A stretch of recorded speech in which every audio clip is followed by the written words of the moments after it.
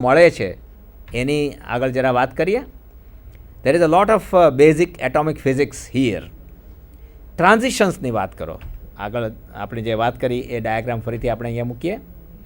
તો માનો કે તમે એવો વિચાર કરો છો કે કોઈ હાઇડ્રોજન એટમની અંદર પ્રારંભે ઇલેક્ટ્રોન n=2 અવસ્થામાં છે, એમાંથી 1માં જાય છે, એટલે કે ઉત્તેજિત અવસ્થામાંથી ધરાસ્થિતિમાં આવે છે. તો જે ઉર્જાનો તફાવત છે એ ફોટોન રૂપે ઉત્સર્જિત થાય, અને જે ઉત્સર્જિત થાય એ ફોટોન એની ઉર્જા 10.2 EV. એવી રીતે જુદી જુદી અવસ્થાઓ વચ્ચે જ્યારે ટ્રાન્ઝિશન સંક્રમણ થાય ત્યારે એને અનુરૂપ ફોટોનનું ઉત્સર્જન થાય, યાની કે રેડિયેશન એમિટ થાય, અને એનો વર્ણપટ મળે છે. હાઇડ્રોજનનો વર્ણપટ છે એની અંદર જુદી જુદી સિરીઝ શ્રેણીઓ મળે છે.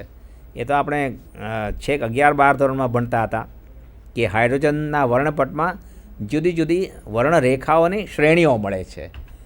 એમાં એક જે દાખલો આપ્યો n=2માંથી n=1માં ટ્રાન્ઝિશન થાય, 10.2 EV એટલી ઉર્જાનો એક ફોટોન ઉત્સર્જિત થાય છે, અથવા તો એને એમ કહેવાય કે એને અનુરૂપ અલ્ટ્રાવાયોલેટ યુવી રેડિયેશન ઉત્સર્જિત થાય છે.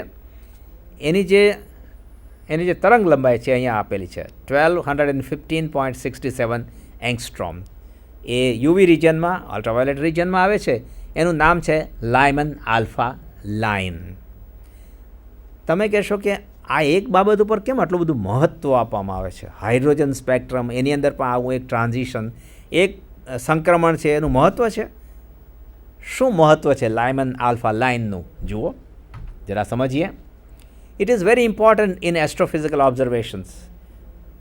ખગોળશાસ્ત્રીય એટલે કે કોઈ દૂરના તારાઓ, ગેલેક્સી વગેરેનો વર્ણપટ લઈએ, એ વર્ણપટમાં કઈ રેખાઓ દેખાય છે અને એમાંથી શેની ઇન્ટેન્સિટી, તીવ્રતા વધારે છે, ઉત્સર્જનમાં તીવ્રતા શેની વધારે છે, એ બાબત જો આપણે અર્થઘટન કરી શકીએ તો એ તારાઓમાં, ગેલેક્સીમાં શું રહેલ છે, ત્યાંની શું સ્થિતિ છે, ભૌતિક સ્થિતિ, એનો આપણને ખ્યાલ આવે છે. તો આ એનું મહત્ત્વ સમજાવ્યું. બીજી એક બાબતનો આપણે જલ્દી ટૂંકમાં ઉલ્લેખ કરી લઈએ. n=2ની વાત કરી, જરા યાદ કરીએ આપણે પેલો એનર્જી લેવલ ડાયાગ્રામ. હાઇડ્રોજન એટમમાં n=2 ખરું, પણ એ તો 2s પણ હોઈ શકે, 2p પણ હોઈ શકે. ક્વોન્ટમ મિકેનિક્સના સિલેક્શન રૂલ કહે છે કે 2p1s transition is allowed transition. જો 2sમાંથી 1s ટ્રાન્ઝિશનનો વિચાર કરીએ તો જાણે કે ક્વોન્ટમ મિકેનિક્સ એના ઉપર પ્રતિબંધ લાદે છે. નહીં, 2s to 1s ટ્રાન્ઝિશન એને આપણે ફોરબિડન ટ્રાન્ઝિશન, જે ફર્સ્ટ ઓર્ડરમાં ફોરબિડન ટ્રાન્ઝિશન કહેવાય, એવું નામ આપીએ છીએ. યાને કે એનો અર્થ એવો છે કે જો હાઇડ્રોજન એટમ 2s અવસ્થામાં હોય તો એ તરત જ નેનો સેકન્ડ જેવા સમયમાં ફરી પાછું ધરાસ્થિતિમાં આવી શકતું નથી. એનો જે લાઈફ ટાઈમ, એની જે આયુ છે એ ઘણું મોટું હોય છે. ઘણું મોટું એટલે લગભગ 0.11 સેકન્ડ જેટલું હોય છે. નેનો સેકન્ડ અને 0.11 સેકન્ડનું સરખામણી કરો, આપને ખ્યાલ આવશે કે hydrogen in 2s is long lived, metastable જેને કહેવાય છે. અને પછી આગળ કલ્પના કરીએ તો n=100 હોય તો એ પરમાણુ, હાઇડ્રોજન પરમાણુ કેવો હશે? એ તો સરસ વૈજ્ઞાનિક કલ્પનાનો વિષય છે, પણ આપણે આગળ વધીએ. ફરી પાછા પરમાણુ વિશે વાત કરીએ તો પરમાણુના જે બે ન્યુક્લિયાય, માનો કે ડાયએટોમિક મોલિક્યુલ છે, ડાયએટોમિક મોલિક્યુલના બે ન્યુક્લિયાયનું એક રોટેશન, ઘૂર્ણન, એની પણ આપણે કલ્પના કરી શકીએ. તો એ ઘૂર્ણન જે છે એને અનુરૂપ, રોટેશનને અનુરૂપ શ્રોડિંજર ઇક્વેશન સોલ્વ કરી એનર્જી લેવલ્સ મેળવી શકાય છે. અહીંયા એનું સમીકરણ આપ્યું છે, જે એને આપણે કહેશું રોટેશનલ ક્વોન્ટમ નંબર. પણ આ તો જેને રિજિડ રોટેટર કહ્યું. જો ફરી પાછી એક આદર્શ પરિસ્થિતિ આવી જાય છે, આઈડિયલ રિજિડ રોટેટર. રિજિડનો અર્થ એમ છે કે જ્યારે રોટેશન થતું હોય છે ત્યારે બે પાર્ટિકલ્સ, અહીંયા બે ન્યુક્લિયાય છે, એની વચ્ચેનું અંતર બદલતું નથી. હકીકતે એવું બને નહીં, વાઇબ્રેશન તો હોય જ, પણ ટૂંકમાં રિજિડ રોટેટર એ આદર્શ મોડેલ છે. તો that is ideal. Rotational energy levels જો રિજિડ રોટેટરના ગણીએ તો હમણાં આપણે સમીકરણ આપ્યું એ વાસ્તવિક પરિસ્થિતિ એવી છે કે નોન રિજિડ રોટેટર એ વધારે યોગ્ય મોડેલ ગણાય. આ જે ડાયાગ્રામ છે એનર્જી લેવલ ડાયાગ્રામ, એમાં આ બે બાબતોની સરખામણી કરવામાં આવી છે.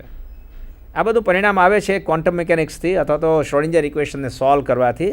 આપણે તો છેલ્લા પરિણામો મૂકી દીધા છે અને એના એનર્જી લેવલ ડાયાગ્રામ્સ આપ્યા છે. મિત્રો, ફરી પાછા તમે એમ પૂછશો કે આ બધું આદર્શ હોય કે થોડું વધારે વાસ્તવિક બનાવેલું હોય, આખરે આ બધું ક્વોન્ટમ મિકેનિક્સ કામનું શું, ક્યાં કામ લાગે છે? કોઈ જગ્યાએ કોઈ ઘટના સમજવામાં કે કંઈ સમજવામાં, અર્થઘટન કરવામાં આ બધું કામ લાગે છે ખરું? હા, ચોક્કસ, જરૂર એ કામ લાગે છે. આમાં સંશોધનનો કે નવું નવું જાણવાનો અવકાશ ક્યાં છે એનો પણ થોડો વિચાર કરીએ. આપણે જે કલ્પના કરીએ વાઇબ્રેટિંગ રોટેટિંગ મોલિક્યુલ્સ, એટલે ન્યુક્લિયાઈનું આંદોલન પણ થાય અને ઘૂર્ણન પણ થતું હોય. તો આવું બનતું હોય છે એસ્ટ્રોફિઝિકલ એન્વાયરમેન્ટમાં, આપણા વાતાવરણની અંદર, જુદા જુદા ગ્રહોના વાતાવરણમાં. There are always molecules which are in vibrational rotational motion. એ શું અવસ્થા હશે એનો આધાર એના ટેમ્પરેચર પ્રેશર પર રહેલો હોય છે, પણ છે તો ખરું જ. રોટેશનલ વાઇબ્રેશનલની કેસ, એની પરિસ્થિતિ એવી છે કે એ વખતે અણુની વાત કરીએ છીએ. અણુ એ ઉર્જાનું શોષણ કરે છે, એબ્ઝોર્પ્શન કરે છે, અને એને અનુરૂપ એબ્ઝોર્પ્શન બેન્ડ્સ જોવા મળે છે. વર્ણપટનો અભ્યાસ કરીએ, અણુના વર્ણપટનો અભ્યાસ કરીએ તો rotational absorption bands, rotational vibrational bands મળતા હોય છે. એ બેન્ડ્સ જે છે એ જે જગ્યાએ અણુ આવેલ છે, જે પરિસ્થિતિમાં, તારાઓમાં કે ગેલેક્સીમાં કે એવા એસ્ટ્રોફિઝિકલ એન્વાયરમેન્ટમાં, ત્યાં શું સ્થિતિ છે એના વિશે માહિતી દર્શાવે છે. It રિવીલ્સ information of the system environment. તમે જુઓ કે વર્ણપટ શેને કારણે બન્યો? ક્વોન્ટમ મિકેનિક્સ આપણે એનું અર્થઘટન કરીએ છીએ. ટ્રાન્ઝિશન્સ, આઈધર એબ્ઝોર્પ્શન ઓર એમિશન. કઈ ફ્રીક્વન્સીમાં, કઈ રેન્જમાં એબ્ઝોર્પ્શન થાય છે, એમિશન થાય છે, એ બતાવે છે કે ત્યાં શું સ્થિતિ છે, ટેમ્પરેચર, પ્રેશર, એન્વાયરમેન્ટલ સ્થિતિ એ સિસ્ટમની શું છે. એનો આખો ચિતાર આપણને મળે છે. આડકત રીતે આપણે સિસ્ટમ વિશે જાણીએ છીએ. તો આ સાથે મારે જે આપને કહેવું છે એ હવે આપણે એવી અવસ્થાએ પહોંચ્યા છીએ કે સમગ્ર ઇલેક્ટ્રોમેગ્નેટિક સ્પેક્ટ્રમનો વિચાર કરીએ અને જાણે કે જ્ઞાન અને સંશોધનના દ્વાર ખુલ્લા મૂકી દઈએ. જો મિત્રો, આપણે જે રોટેશનલ એક્સાઇટેશનની વાત કરી, પ્યોર રોટેશન જેને કહીએ, તો રોટેશન એને અનુરૂપ જે એનર્જી લેવલ્સ છે એમાં આપણે જરા જોઈએ તો મૂલ્યો આપ્યા નહોતા કે એક એનર્જી લેવલ ને બીજા એનર્જી લેવલ વચ્ચે ગેપ કેટલું હોય છે, એના મૂલ્યો આપ્યા નહોતા. પણ ટિપિકલી રોટેશનલ એનર્જી લેવલ જે છે ને એ મિલી ઇવી કરતાં પણ 10મા ભાગના, સમજો કે 10⁻⁴ ઇવી કે 10⁻⁵ ઇવી એટલા હોય છે. હવે એનર્જી ડિફરન્સ છે ડેલ્ટા ઈ ઇક્વલ ટુ આપણે એચ ન્યુ સમજી લઈએ તો જે ન્યુ છે તે કોરસ્પોન્ડિંગ ફ્રીક્વન્સી થાય. Delta E equal to h ન્યુનો વિચાર કરો તો જો એબ્ઝોર્પ્શન થાય તો એ જે ફ્રીક્વન્સી એબ્ઝોર્બ થઈ એ મળે, એમિશન થાય તો એ nu is the frequency of emission. એ જો એનર્જી લેવલ ઓછા હશે, એટલે કે ડેલ્ટા ઈનું મૂલ્ય ઓછું હશે સાપેક્ષમાં, તો તેને અનુરૂપ ન્યૂ ફ્રીક્વન્સી એનું મૂલ્ય ઓછું હશે. Energy levels delta E large, frequency is large. આ સામાન્ય વાત આપણે સમજી લઈએ, જેને આપણે સાદી ભાષામાં બોર ફ્રીક્વન્સી કન્ડિશન કહીએ કે final minus initial E2 minus E1 energy લેવલનો difference delta E equal to h nu, એને જ સમજી લઈએ. ડેલ્ટા ઈ શું છે, ન્યુ શું છે, એબ્ઝોર્પ્શન થાય છે કે એમિશન શું થાય છે, એના આધારે સમગ્ર વિદ્યુત ચુંબકીય વર્ણપટમાં ક્યાં ક્યાં શું શું ઘટનાઓ બને છે અને ઘટનાઓની મદદથી આપણને શું જાણવા મળે, અથવા તો એની એપ્લિકેશન, એના ઉપયોગો શું થાય વિજ્ઞાનમાં, ટેકનોલોજીમાં. આ બધી બાબત આપણે સમજવી છે. અને એ સમજવા માટે હવે પછી એક એવું સરસ રંગબેરંગી આપણે ચિત્ર મૂકીએ કે જેને મદદથી આ બધી વૈજ્ઞાનિક માહિતી મળે છે. તો જાણે કે આપણે એમ કહીએ છીએ કે ખુલ જા સિમ સિમ. જુઓ હા, ખુલ જા સિમ સિમ એટલે શું? એટલે આ છે. બહુ જાણીતું, ખૂબ વેલ નોન. આપણે આ બધી બાબતનું નામ તો ખૂબ સાંભળ્યું છે. કદાચ 10મા ધોરણમાં, 11, 12 ધોરણમાં વિદ્યુત ચુંબકીય વર્ણપટ એનું નામ ખૂબ સાંભળ્યું છે. ઇલેક્ટ્રોમેગ્નેટિક સ્પેક્ટ્રમ જે આપણે જોઈ શકીએ છીએ એ પ્રકાશ મુખ્યત્વે 7 રંગોનો બનેલ છે. વિબગ્યોર જે આપણે કહીએ VIBGYOR, તો વિબગ્યોરમાં એક બાજુએ વાયોલેટ, બીજી બાજુએ રેડ મુખ્ય રંગો જે છે. એ 7 રંગો એ જ કંઈ સર્વસ્વ નથી. થોડી આ વાત કરવી પડશે. આપણે મૂળ ક્વોન્ટમ મિકેનિક્સની વાત કરીએ છીએ. આજની જે ચર્ચા છે એનું હાર્દ જ એ છે ક્વોન્ટમ મિકેનિક્સ. પણ ક્વોન્ટમ મિકેનિક્સ આપણને શું આપે છે એ અહીંયા દેખાશે. એનો એક દાખલો આપણે જોઈએ છીએ. તો આપને ખ્યાલ આવ્યો છે કે આપણે વાત કરવા માગીએ છીએ ઇલેક્ટ્રોમેગ્નેટિક સ્પેક્ટ્રમની. શા માટે વાત કરવા માગીએ છીએ? કારણ કે કોઈ ક્વોન્ટમ મિકેનિકલ સિસ્ટમ હોય, માનો કે પરમાણુ, માનો કે અણુ, એનું vibration, rotation, even electronic transition પણ શક્ય હોય છે. તો એ ટ્રાન્ઝિશન છે એ ક્વોન્ટમ મિકેનિકલ પરિણામ છે. દેખાય છે આપણા તરફ જે આવે છે એનો સ્પેક્ટ્રમ હોય. સ્પેક્ટ્રમનું તમે વિશ્લેષણ કરો, એબ્ઝોર્પ્શન, એમિશન કયા બેન્ડમાં કઈ ફ્રિકવન્સીમાં થાય છે એના આધારે આપણે નિષ્કર્ષ તારવી શકીએ છીએ. તો દોસ્તો, હેવ એ લુક. આ એક તરફ આપણે નજર કરીએ તો ઇલેક્ટ્રોમેગ્નેટિક સ્પેક્ટ્રમમાં જે વિઝિબલ રિજિયન છે, વિઝિબલ રિજિયનથી જમણી બાજુ જોશો તો ફ્રીક્વન્સી વધતી જાય છે. કયા કયા વિભાગો છે એને આપણે ધીરે ધીરે બતાવતા જઈએ. વિઝિબલ રેન્જની જમણી બાજુ વિચાર કરશો તો ફ્રીક્વન્સી વધતી જાય છે, વેવલેન્થ ઘટતી જાય છે. ડાબી બાજુએ જોશો તો એનાથી ઊંધું થાય છે. જે ફ્રીક્વન્સી છે તે ઘટતી જાય છે, વેવલેન્થ, તરંગલંબાઈ વધતી જાય છે. ટિપિકલી વિઝિબલ લાઇટ જે દૃશ્ય પ્રકાશ છે એની તરંગલંબાઈ લગભગ 390 નેનોમીટર્સથી 760 કે એવું નેનોમીટર્સ ગણી શકાય. એંગસ્ટ્રોમમાં ગણીએ તો 4 આંકડા આવશે. 3900 એંગસ્ટ્રોમ ટુ 7800 એંગસ્ટ્રોમમાં આવશે. બંને બાજુએ લગભગ અનંત વિસ્તાર સુધી આવૃત્તિ અને તરંગલંબાઈની મર્યાદામાં જુદા જુદા તરંગો આવેલા છે. આપણે એમ માનીએ, આપણે ઘણી વાર એમ કલ્પના કરીએ કે આપણે તો ફક્ત વિઝિબલ લાઇટ એટલે કે દૃશ્ય પ્રકાશનો વર્ણપટની એનાલિસિસ કરવી છે. તો એમાંથી શું શું જોવા મળે છે એનો દાખલો અહીંયા આપ્યો છે.